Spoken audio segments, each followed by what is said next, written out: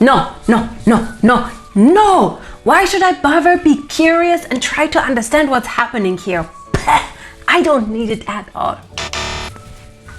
Think again, because here's one important point. People who are curious, they try to connect dots and try to understand what's happening. They are way more creative than any other person. And that's why this video is exactly for you, because it will help you be unstoppable with the superpower of curiosity that helps you train a skill in order to be able to connect hidden dots, but also that helps you accelerate your growth. Do you want to be unstoppable? Alright, then let's start right away with the very first point. Curiosity as the engine of growth. Curiosity is the spark that forces your brain to stretch beyond what it already knows. It pushes you to ask questions most people would never think to ask. And every time you follow that spark, you expand your world just a little more. Let me tell you one story. Once I met a person. I was in France doing my internship at the language school. And this person showed up and was asking lots of different questions. Asking questions about what is this vocabulary about? Asking what does it mean in French? How do you say this in French? How you say that in French? And so on. And simply put, I was really impressed by the curiosity of the person. I was very impressed in a way that I was very amazed seeing that somebody is so curious and tries to understand as much as possible. And one thing I observed just watching and observing that person is that he grew massively because he asked continuously questions about how to say that, why you don't say this way, why you say it that way. And that is for me was a great inspiration just to start asking questions myself, to be a bit more curious as well and try to understand things. And you can already see by asking questions, it helps you accelerate your growth. Which brings me already to the second point, why curiosity makes you learn faster. Because when you're curious, your brain becomes more receptive, more alert, and more willing to absorb information. You don't just learn facts, you connect them to meaning. That's why curious people grow faster. They're not just memorizing words, they're integrating. And that is one thing I can definitely relate to that example. This person was learning words way faster because he is asking questions about things that he was interested in talking about. Coming back to our main example, that is one thing I definitely saw reflected observing that one person, because he was asking questions about fields that he's interested in. He was asking questions about topics that relate to his daily habits. And by asking those questions, of course, you're absorbing them more and you add them to a specific meaning you're going to use it during the day. You will need it later on when talking to somebody else. Especially when asking questions, you ask them because you relate them back to your own background. And by relating it to your own story, it helps you to connect, let's say, the puzzle pieces in your own kind of memory, because it matters to you, especially when asking questions. It helps you to connect what you're curious about with your own background. And by making this connection, it helps you to better memorize everything, and not only memorize it, but integrate it in your own sense making as well. Let me put it differently. When I was in school and I was learning French, sometimes when going to school, I had a vocabulary book in front of me and I was repeating each of the vocabularies. This word means this word means that, and then I was just trying to memorize it. But by asking questions and coming back to our original example, by asking the questions, you see how certain fields interact in the specific world. And it's a way more interactive way of learning instead of just sitting in front of your book and trying to memorize certain vocabularies. Because by asking the question in that specific case, it helps you to connect not only the information that you have, but also the emotion that you go through, seeing specifically how this works, or the emotions that you have, the curiosity, trying to understand how does it add up to the bigger picture. Which brings me already to the third point, connecting dots. This is a true hidden superpower. Most people collect information like random puzzle pieces, but curious people start seeing the picture before anyone else. You notice patterns, similarities, contradictions, and opportunities that others overlook. That's how new ideas are born. Not from genius, but from noticing what others ignore. And here I have a few personal examples that help you underline and understand more the true superpower of curiosity. At some point, I started learning Spanish. And by learning Spanish, one thing I've noticed that some words are relatively similar to French. And then it was already easier for me to understand the meaning and also connect it to how to use it properly. Okay, maybe I had a French pronunciation when speaking Spanish, but hey, that's okay. I still understood what the key message is about and could relate it and also answer back if needed. Or another case that I found really interesting, sometimes when talking to colleagues, they show you all the great work they're handling at the moment.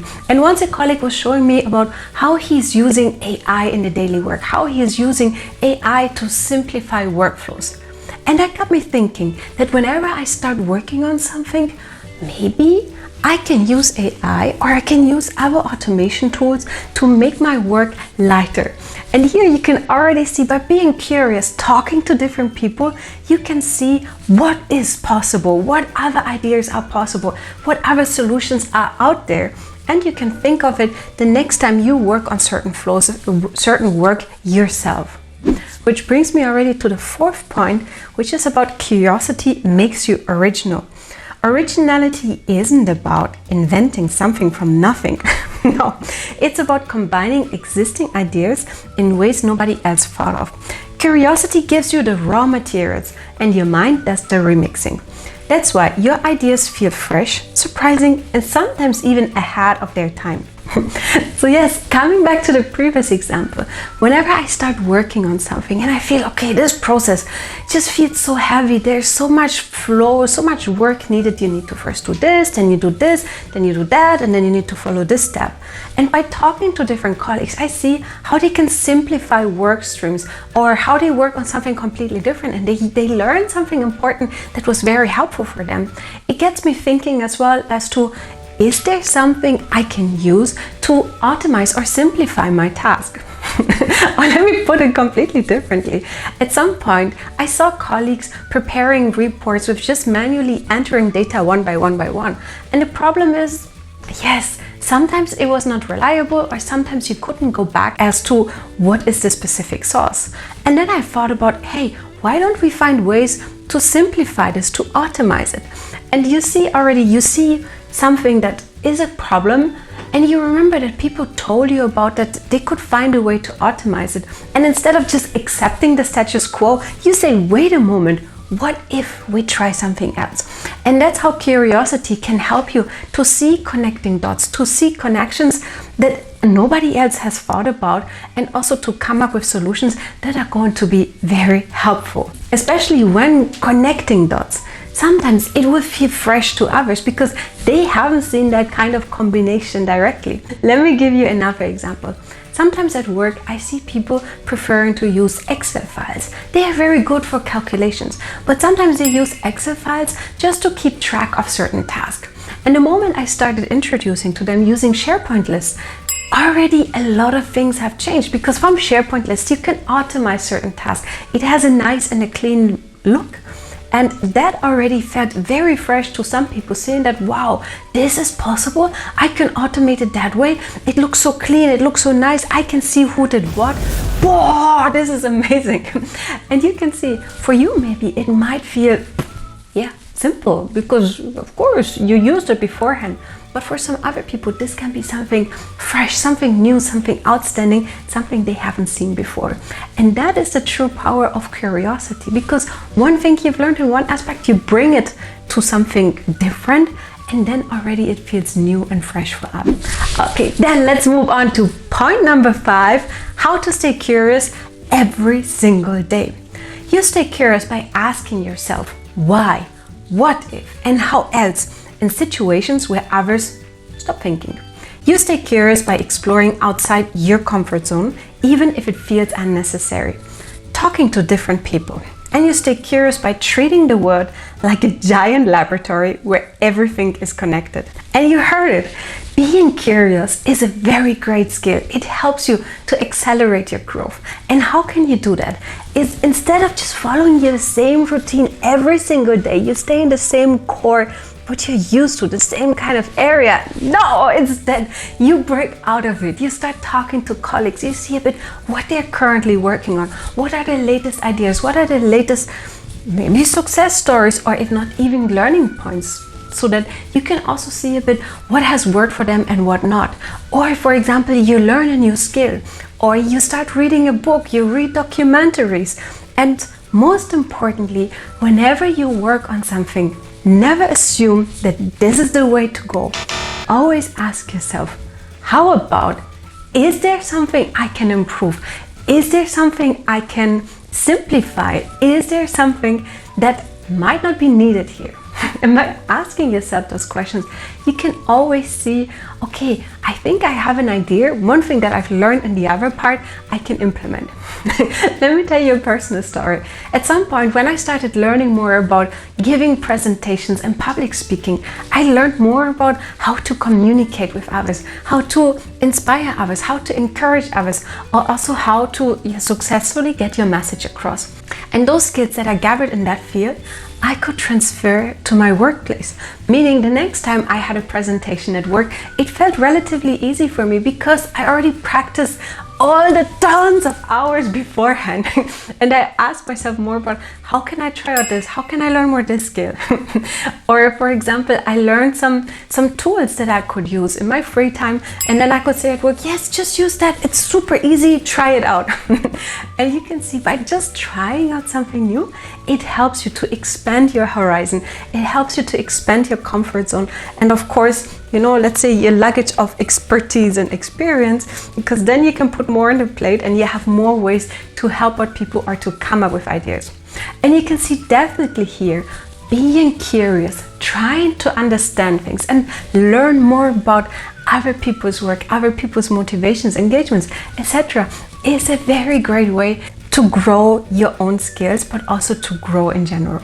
If this video sparked something in you, then let it be this.